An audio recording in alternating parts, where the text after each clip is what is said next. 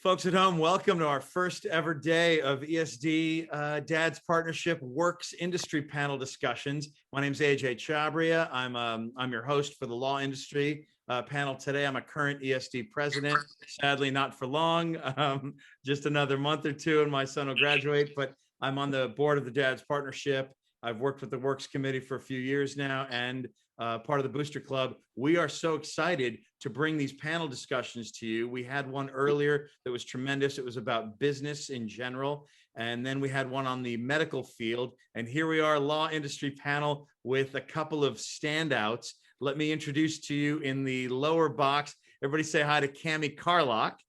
Cami, yes, how are you? Cami is an associate attorney at Hayes and Boone. She is on the alumni board at ESD, having graduated from ESD. And next to me, say hi, please, to Don Godwin. Don Godwin is chairman and CEO of Godwin Bowman. He's an ESD parent from the past and a current ESD grandparent. So we're proud to have him aboard. Thank you both. Cami, let's start with you. Would you please tell us a little bit about yourself? Tell us about, you can cover educational background and career path. And then maybe at the end, you can talk a little bit about your current and future projects. Yeah, well, thank you so much, AJ, for the introduction. Thank you to the ESD WORX program. This is, first of all, such a neat opportunity. And I think it started right after I left ESD. And I'm a huge fan of these partnerships and really excited to be here today and talk to you all about a potential legal career. So my name is Cami Carlock. I graduated from ESD in 2009, and I went to college at Washington and Lee in Virginia. I was very ready to leave Dallas. For anyone in the audience, I started ESD in first grade, and I loved my experience, but I was also ready to pave my own path, leave, go out of state, and explore a different part of the country. And I was also, because of my AP government class, very interested in Washington, D.C. So I was in Virginia for 4 years and then worked in Washington for 2 years. At senior year at WNL, I had not taken the LSAT. I was wanting an academic break. I was pretty exhausted. I, really worked hard both at ESD and WNL, and I was ready to get some work experience, face the real world, pay rent on my own and pay my own bills and try and do this whole adult thing. So I did that for 2 years and took the LSAT prep courses and the LSAT while I was there. Decided, I'm ready to return to Texas. I was accepted to the University of Texas School of Law and moved to Austin for 3 years. And then I have been back in Dallas for 2.5 years. I got a job through UT Law's recruiting program with Hayes and Boone. And so I am a third-year associate there now. I do corporate and energy transactions. I don't have a business background. And so I'm happy to speak on, what's it like to go from undergrad and then even having maybe some work experience to law and doing business law without having had, basic accounting or like a numbers crunching job. So I have been there, this going into my 3rd year as an associate. I'm thrilled to be back in Dallas and near family and replanting roots. Hadn't been here since I was 18. And so I am currently thankfully still employed and, billing the hours. And so I'm, right now my future I feel is very bright and I'm very happy at my law firm.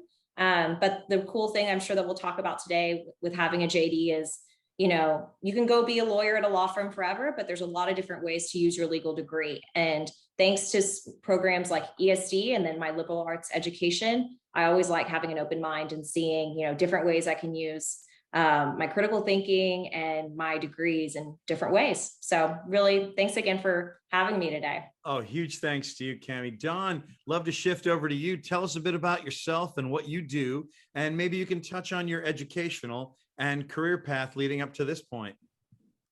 Okay, well, thank you, AJ, for having me. I'm pleased to be here today, and of course, extremely proud of my daughter, Natalie, who graduated some years ago from ESD. I have a grandson who's there now and loving the experience. And my wife, Carmen, and I are quite happy to have him there. We have one other grandson that is looking to go to ESD maybe next year. We'll see how things go, but all things are looking good at this point. My career path started rather unusually. It's not the one that I would want to recommend that most people follow, but I feel like it's worth telling about it because it'll give the young people there at ESD that are listening today and that may watch this video afterwards an opportunity to see how they might be able to achieve when possibly they're not expected to do so. I grew up in North Carolina in candidly and not a privileged background. And when I was in school, it became apparent to me that at about age 11, my mother was a maid, my dad was a mechanic, that I was going to need to be able to earn income to be able to help supplement the family. And I found 2 jobs and got to while I was going to school that carried me through to when I got to 16 years of age when I was contributing. And I went to work for Winn-Dixie Food Stores based out of then Jacksonville, Florida, a great food chain and a great employer. I worked there until I graduated from high school. And unlike anything I would ever want to suggest anybody on this webinar ever do, I was unable to go to college right away because of the lack of financial resources. And it was a serious issue, not just for my family, but for so many families, certainly in North Carolina. And I now know that it was that way for many families all around these United States. It's a big problem for people that can't afford to go to school, but certainly should be allowed the opportunity. I was fortunate in that when I went for about a year after high school, and all I ever dreamed of, AJ and others, was being the manager of a Winn-Dixie food store. Well, I've come some distance from that since then. But that's what my goal was. And after about a year, the general manager of the Raleigh division of Winn-Dixie, he asked me to come to see him in the office at the store one day. And I said, "Oh, no, you're not going to fire me, I hope." I said, "I really need this job." And I did. I did need it because I was providing money for my mother and my sister and myself and my family. And he said, "Don, I see that maybe you have the potential for doing something that is beyond working in a grocery store." And his talk, and that was my first relationship that has helped change my life and my career, if you will, for the better for the last many years. I took that test and I scored high on it, and I received a scholarship. I went to school in North Carolina, where in my last year of college, I passed the CPA exam while being in undergraduate school. And I thought at that point I was going to go to work for Winn-Dixie and maybe be in finance as a CPA, if you will. Well, as I was at the end of undergraduate school, head of the accounting school, where I received a degree in accounting and finance, suggested to me, "You ought to go to graduate school." Well, I never thought about going to graduate school, and I'd never been in but 2 states in my life at that time. One was North Carolina and the other was South Carolina. And I can't imagine anybody thinking that's somebody that's worldly traveled. Well, anyway, so I took the test, went to graduate school, and was there, and graduated high in my class, and got ready to. And I'd already met my second relationship, a mentor, in the gentleman who was the doctor of the business school there at North Carolina, and he recommended I go to Memphis, which I did. I was out there, and toward the end of the term that I was there in a 2-year program, I graduated a year and a half, and I won in my class.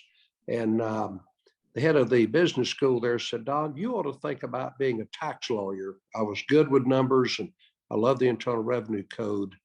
And so I've come quite a ways at that point from wanting to be a grocery store food manager to then going to be a CPA and go off to graduate school and then perhaps law school. Well, I took the LSAT at the encouragement of a local lawyer there in Memphis who was on the board of trustees at SMU University, the university at large, and a gentleman by the name of John Kimbrough.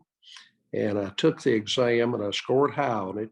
I went down to, came down to Dallas, first time I'd ever been, and I met with the dean of the law school and talked to him, and he said, Don, he said, I'll go back over your transcript. I've talked to a lot of people about you, and you seem like you've really worked hard and you deserve a break. And I said, well, I've been working a long time. And that time I'd started working when I was 11. And I'm talking about working really a lot of hours. And I was then, about to get ready to get out of graduate school. And when I did, he said, well, I've always wanted to help somebody from my hometown. I said, what do you mean? I'm from Wilmington, North Carolina. He said, so am I. And I'm going to give you a full scholarship to SMU for 3 years, a full ride. So my career has been about relationships and people helping me, which has led me to believe that those of us that can, need to be helping others. I graduated law school, began working in law in 1973. I became a lawyer, and I worked for a large law firm in Dallas for the first 7 years. And in 1980, always wanted to have my own business. Two other lawyers and we formed a litigation boutique where we've done primarily litigation and appellate work. Mainly, I was a trial lawyer, and I still am. And anyway, we all during the 80s and 90s, we were trying cases like you can't believe. I'd tried, by the time 1980, I'd tried 35 jury cases to jury verdict in 7 years. And things were continuing to go. All during the 80s, I was very fortunate to represent many, many well-known companies throughout Texas. In the 90s, Clayton Williams, who gave so much money to Texas A&M University to build their student union. Ross Perot, Jerry Jones, ExxonMobil, Halliburton, just Texaco. I've been very, very fortunate to represent companies like that. And then up over the years, I've tried jury cases. I'm a trial lawyer. Not only do I try cases here in Dallas and North Texas, but I've tried cases in many, many states throughout these United States to jury verdict. And that's what I do, is try jury cases. I feel very strongly that you got to get a great education, but you got to have more than that. You got to have a drive. You got to have a passion. You got to have people that will be there for you. And we don't have that in today's society as much as we should. We live in a very complex world, and we need more people being involved with young people than I have seen in a long, long time, trying to encourage them to get an education, and where we can provide education to people that have talent and the ability, we need to do that somehow so that people can have an opportunity to go from that poor country boy in North Carolina who was working at a grocery store today being one of the, ranked one of the top 50 trial lawyers in Texas a few years ago, and one of the top 500 in the United States. And I've had great success. But I've also enjoyed the journey, and I've enjoyed all the great people that I've worked with and I've been able to help along the way. And my dad told me one time, I was asking him, Dad, when are you going to retire? When are you going to slow down? He said, son, he said, I've really never thought about my work being a job. I've always loved it. And he said, I'm going to slow down when my health fails me or I no longer enjoy it. And so that's what I tell people. I've hit about every home run I can hit. I've had huge successes for major companies on both sides, the plaintiff and the defense side of the aisle. I've been very successful in that regard, but I still love doing what I do. I enjoy trying cases and helping people, and hope to continue doing that. But let me go back and emphasize, when I tell these young people and I say to them that, they're talking to a man that didn't start college on time and then still went on to achieve some measured success, they should never try that. They shouldn't go there. That's for only very few people to do. I was one of them, and I was fortunate. Perhaps others have not been quite so fortunate, but the kids nowadays, if they get a great education, they could get it. But I've been fortunate to have accomplished some things along the way with a great education that maybe didn't come on the same pattern or timetable that I would have preferred. Don, thank you. And Cammie, thank you both. That was a tremendous introduction. I want to tell everybody our presentation today will last about another 30 minutes.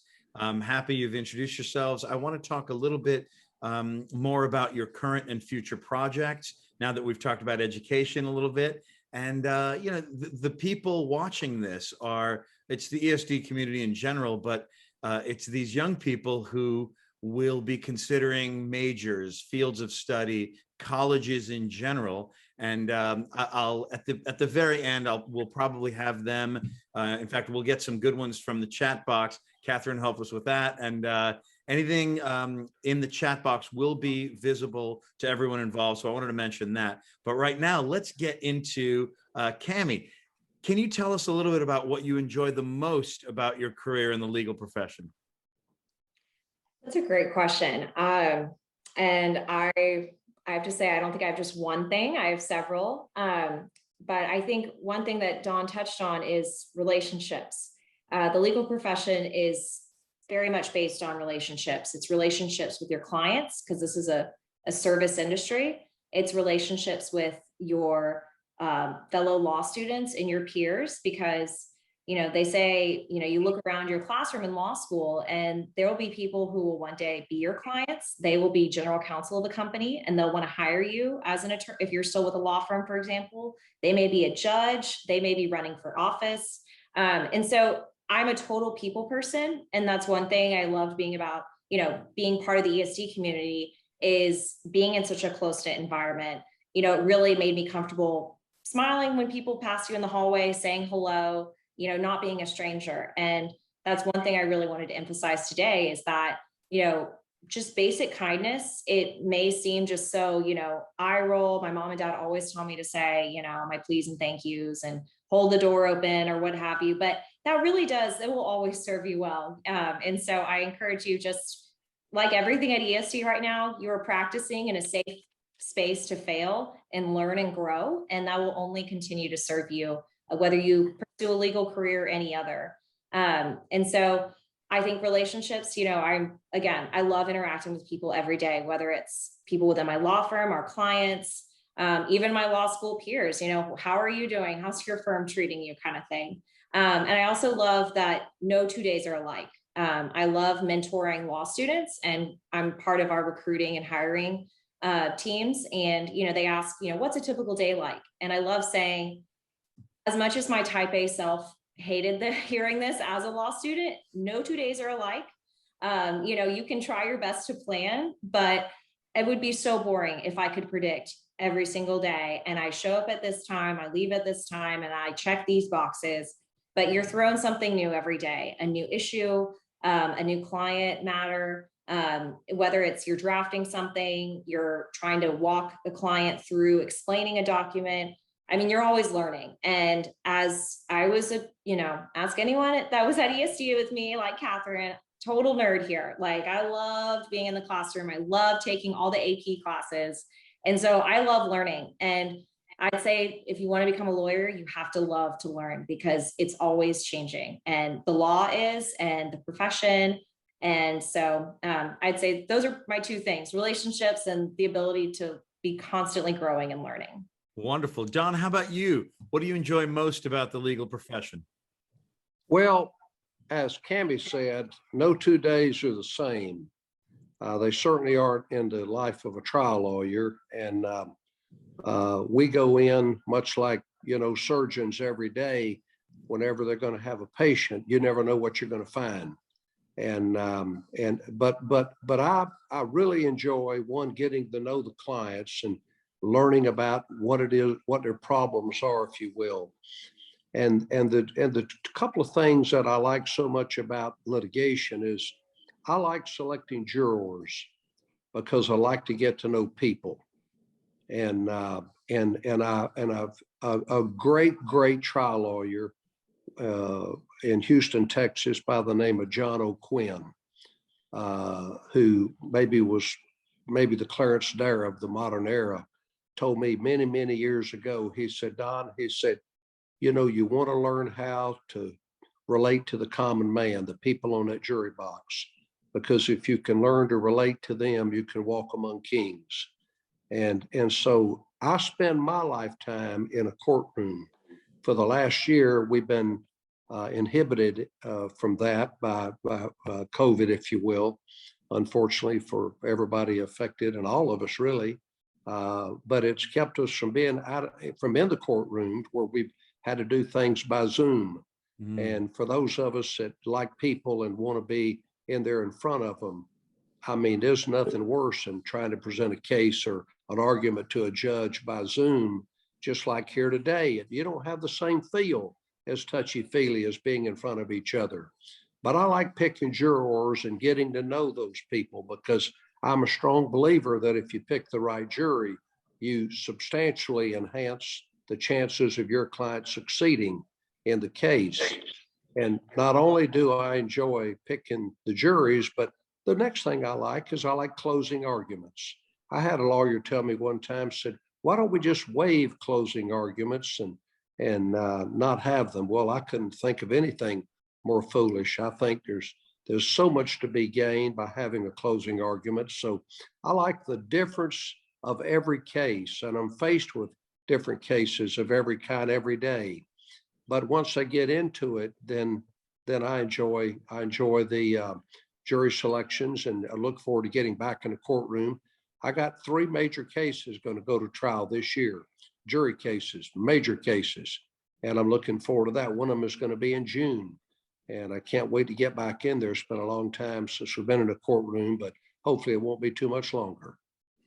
Good stuff, Don. Thank you. Let's shift down to Cammie. Cammie, is there anything you don't particularly enjoy about your profession?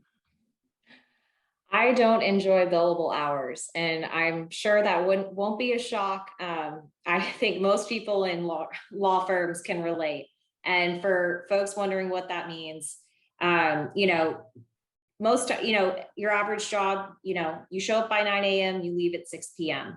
However much work you get done during the day, it's up to you, or however your job title is described. And as a lawyer, you bill your hours, so you record your time. It would be like doing your homework each night and having to write down, okay, I spent this much time, drafting that essay for Mr. Randall or Mrs. Sauls. And, okay, I spent, this much time, an hour and a half working on Mr. Morozak's, calculus. And so it's like that. And then not only is it just having to record your time each day, which, okay, we can get behind that. It's the pressures of, oh, am I doing enough hours? Am I doing, it'd be kind of like if somehow there was some formula saying, okay, guys, if you do X number of hours of homework, you're guaranteed to make the A in the class. And so that's a lot of pressure to think, oh my gosh, am I doing enough? And then it's just a lot of how law firms are run. But, I think it's part of law school certainly attracts very, driven high achievers. And so we're all, I don't want to say everyone, but I'd say the majority of lawyers were very goal oriented. And so there's a lot of self pressure, because I think, as some of you, I'm sure the audience can relate, you're in the middle of like studying for the SAT, the ACT, working on your college essays, gearing up for that. And so there's just a lot of, there's a lot going on and a lot weighing on you. And so I think that's one of the ways, being a lawyer, that weighs on us as well, on top of wanting to do good work for our clients. So that's probably my least favorite. And then, of course, just sometimes by the nature of the game, it's high stress. You get a lot of assignments at once and it's a quick turnaround. But it is also part of the kind of the thrill of the job. So again, not really a boring job. Thank you, Cammie. Don, how about you? What is unpleasant and difficult about your profession? Well, the thing that I dislike most about the profession now are the limits placed upon individuals and companies' rights by the various legislatures around the country. And that is tort reform, things of that nature. I've represented a large number of corporations, so I'm not a lawyer just does plaintiff's work. I'll do a lot of it, but I do both sides of the docket. But I don't like seeing people's rights trampled upon. I don't like to see there being limits put upon the type of recovery that an individual can get, or the amount of recovery an individual or a company can get if they've been wronged. And the way the law is set up today in Texas, there are lots of what we used to have as viable causes of action or claims that can no longer be presented because of the limits on what we can seek to recover. And in addition to that, there are limits on the amount of money that can be recovered. And again, I've been on the end where people have been trying to recover from my clients as well as on the other side.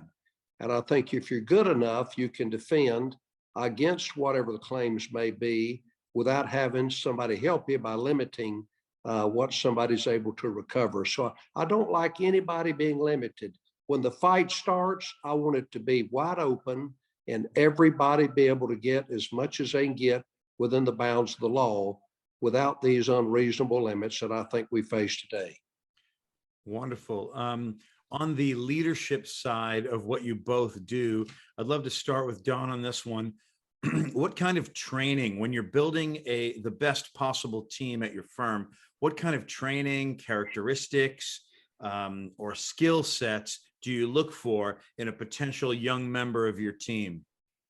Well, I started Godwin Bowman, other lawyers and I did, March 1, 1980. We've had it a long time, and we've hired a lot of very, very successful people, tremendously successful. I want people that not only have a good education, but that you believe will be hardworking, will have a sense of determination, people that will have a sense of wanting to achieve and accomplish. I like to ask young people that are interviewed with me, when you were in undergraduate school and high school, and maybe even college, did you participate in sports? And if so, why? How did you feel about winning? How did you feel about losing? I want to know if they thought losing was okay. It's inevitable we're going to lose some, but you want to know that you're going to try to figure out how to play the game better so that you win next time. I want to find people that not only are smart, but also can think out of the box, that can go in with me in a foxhole in some of the most serious litigation that you can imagine, and cases that can determine the future of individuals or companies.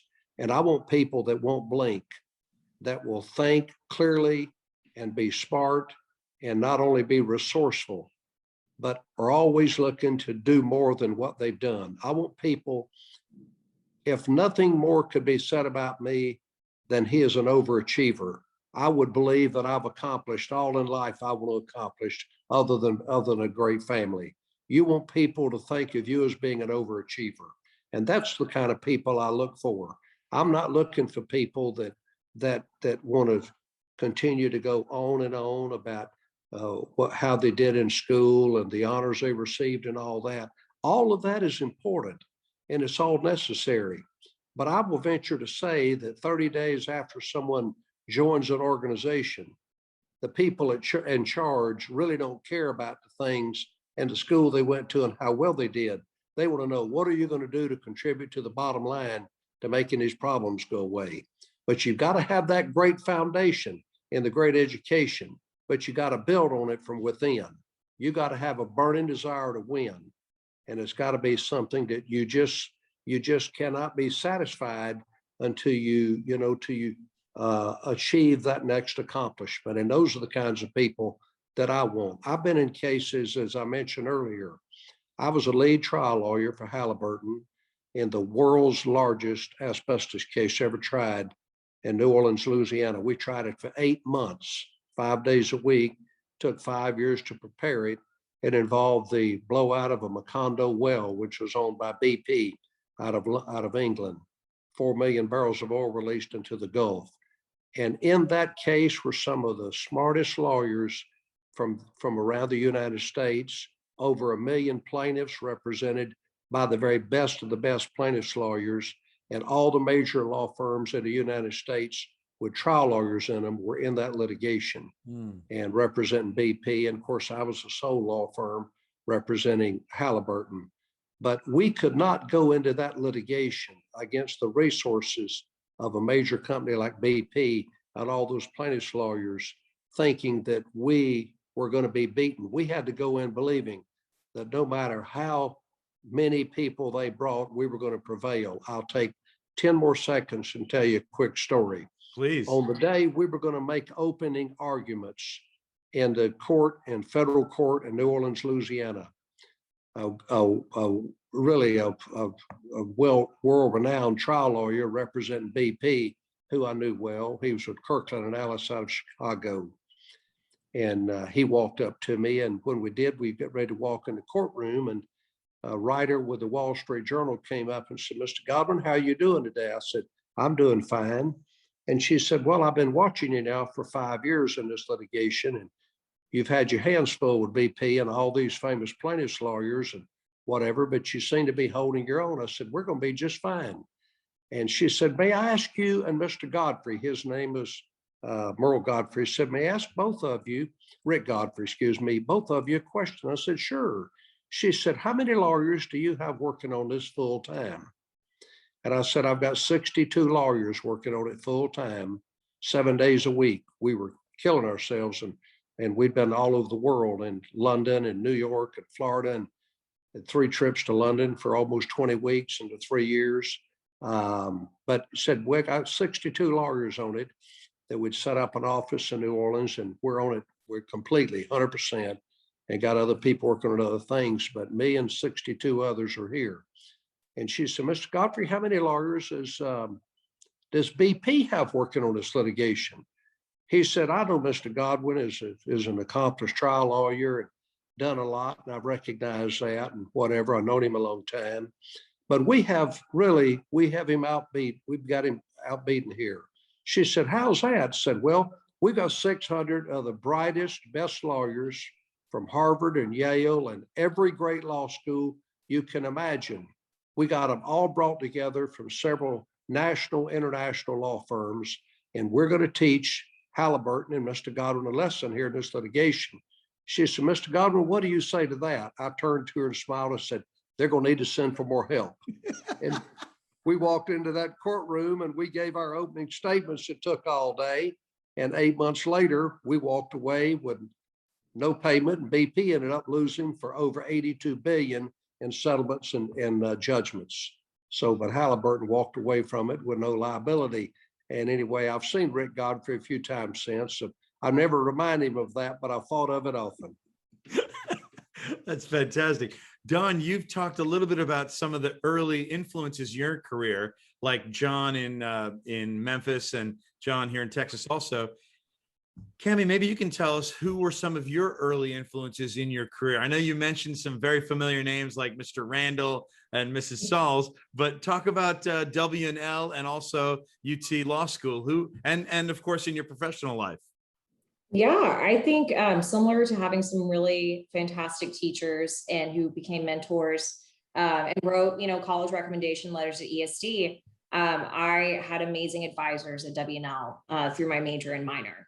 And a big reason I chose W&L was because it reminded me of an extenuation of ESD, where you get to know your professors just like you do your teachers, because not every school has that. And so I really, one more little theme, nugget to pass on to this group is, take advantage of all these opportunities. Like at ESD, you are surrounded by both your brilliant peers and also brilliant teachers. So, don't waste this opportunity to get to know them and have them bring on more wisdom. It never hurts to have more. And so I would say both, I had fantastic advisors through both professors and general mentors, both in undergrad and in law school. But I will say I grew so much, and so much more than I thought I would in my 2 years in DC, having, to live on my own and fend for myself. And I had a fantastic time, made some of my closest friends from that experience. But I'd say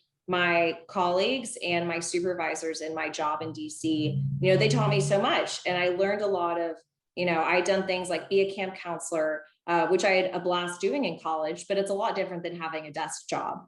And so having to, learn how to figure out, well, some of my bosses may only be a few years older than me. And it feels really easy just to want to be friends with them and gab about our weekends. But, you have to still figure out, okay, where's the, where do you find that line of this is your superior, this is your manager? And I think it's something we're constantly learning. And so I would say, my professors and teachers at ESD, and then especially my bosses while I was in Washington, taught me so much, both about management and their leadership styles, and also, how to be a team player, in your job and in your projects. Tremendous.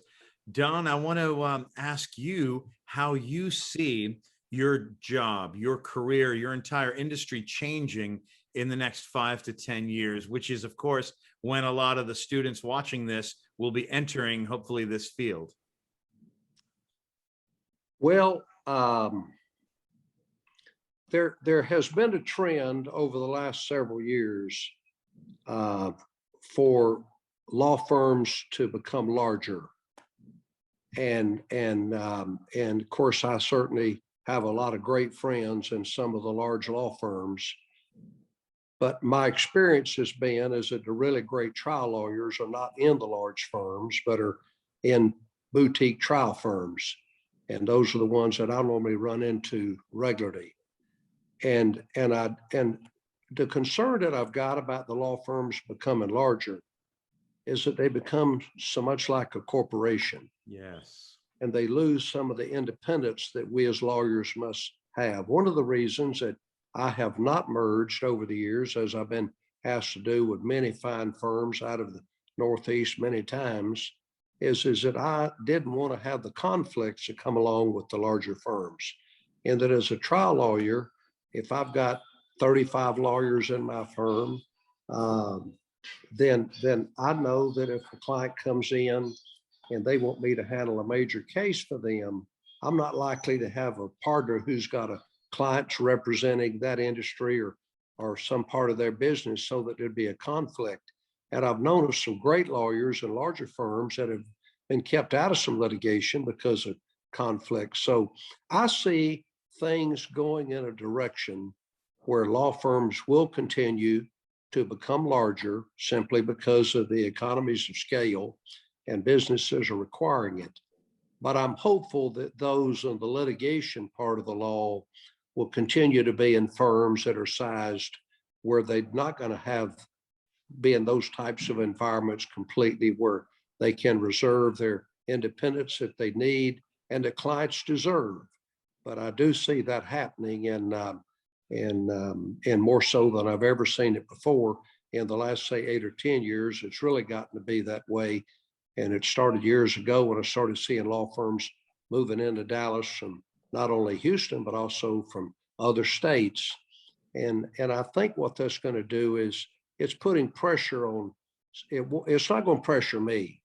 I'm in a law firm that's the size that, we can do well and take on any case and can do exceptionally well for the client and for ourselves.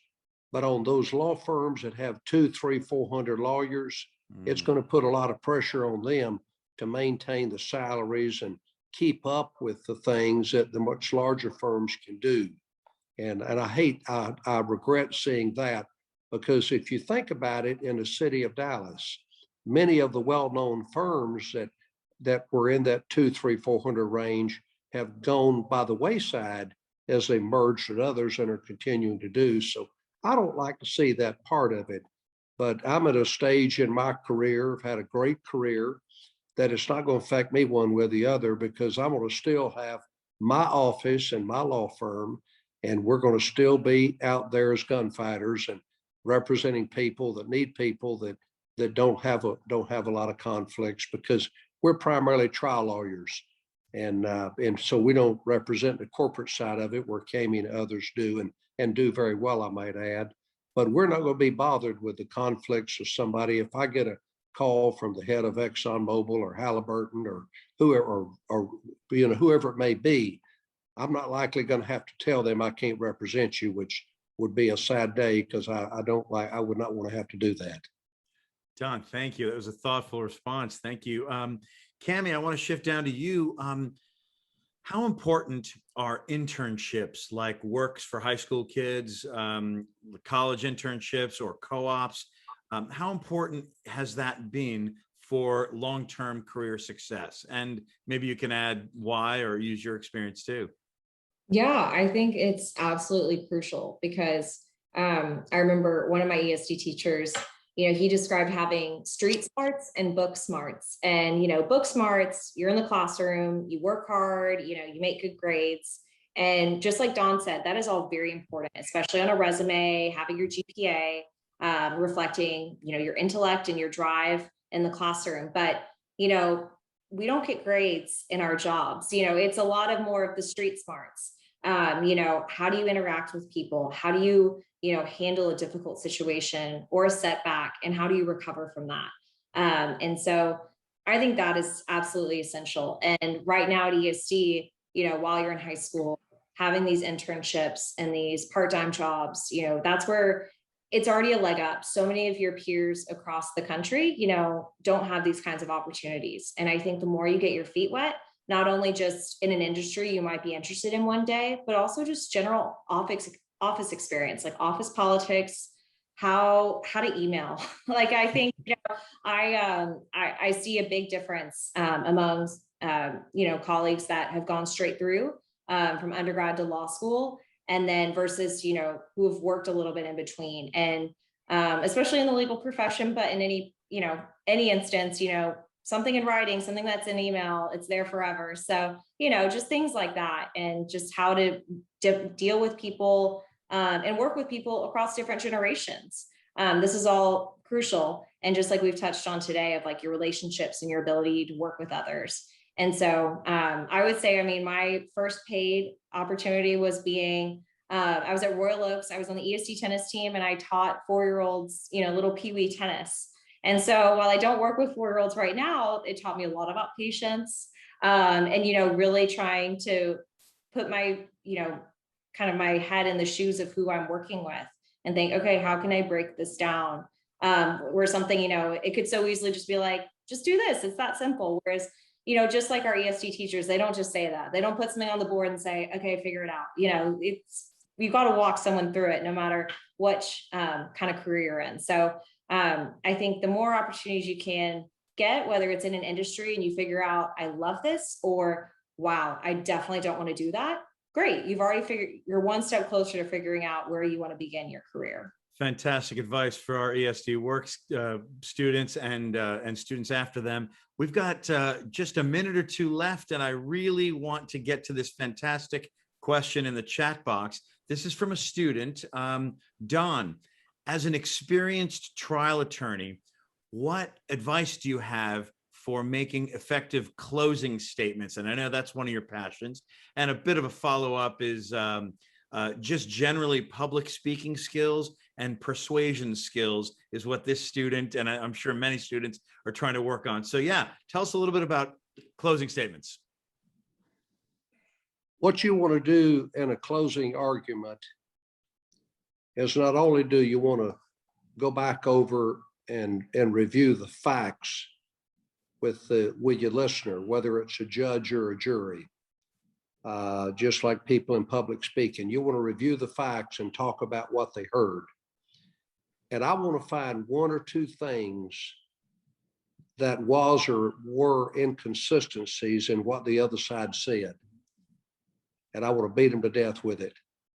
I want to find out where somebody maybe told a lie, or somebody wasn't truthful, or didn't want to answer a question, or whatever. And you pick up on that weakness and you hammer that weakness. And as you're walking in front of that jury back and forth, because I not only, well, you got a podium, but so many of the judges, certainly in state court, they'll let you walk along in front of the juries when you're doing your closing.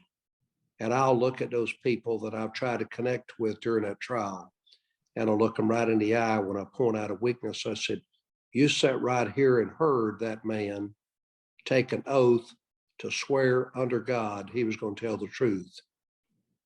You heard him sit there in front of you and lie. Now, are you going to believe anything he had to say after that? And that witness may be one of their key witnesses on the other side. So you've got to be able to review the facts. You've got to take one or more strong points that you've got, and you've got to hammer them home so as to be able to convince the juror, the listener, why it is your client should receive what you're after. Secondly, you want to be able to pick out the weaknesses in the other side's argument, and you want to leave them exposed because of those weaknesses. In other words, when you're doing that closing argument, it's always going to be proper, it's always going to be appropriate, but you got to be thinking about winning in that closing argument. Whatever's it going to take that horse to get across that finish line ahead of the others. Because the way my life is judged as a trial lawyer, the way we're evaluated is not on billable hours, but the number of wins and losses. It's winning and losing when you're down at that courthouse. When you walk out of that courthouse, coming in second is coming in dead last.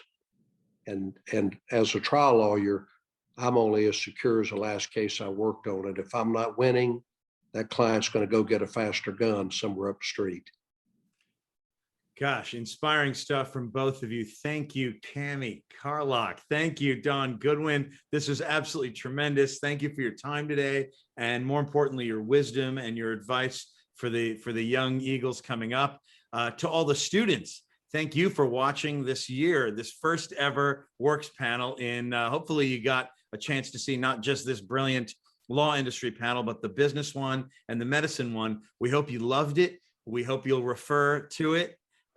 We hope you learned as much as you can to help you make informed decisions, as Cammie said, about your educational path and your career path.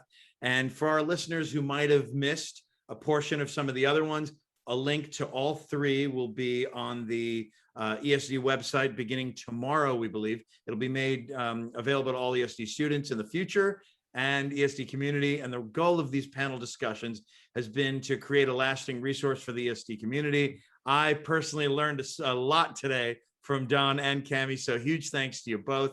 And thanks to the ESD administration, the college guidance office for putting all this together, my buddies on the ESD Dads Partnership, and on more specifically on the WORX Committee. Those are some of my best buds. So thank you everybody for making this happen today. Don, Cammie, have a wonderful Saturday evening. Kelly, Catherine, thank you for putting this together. Good night, everybody, and thank you.